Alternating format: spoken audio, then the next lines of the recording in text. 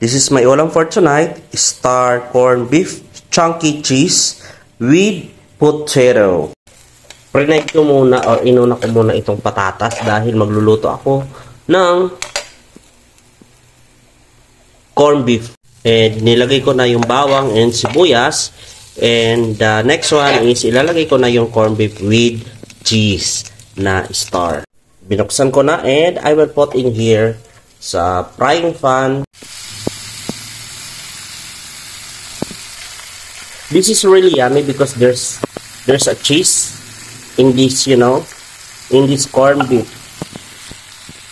Star corn beef is made from turtle.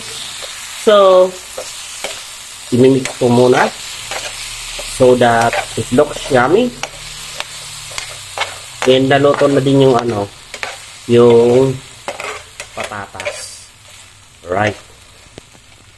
Yan, let's it na. Luto na ang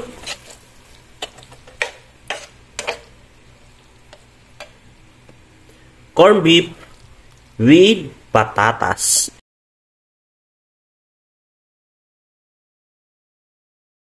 Let's laps na.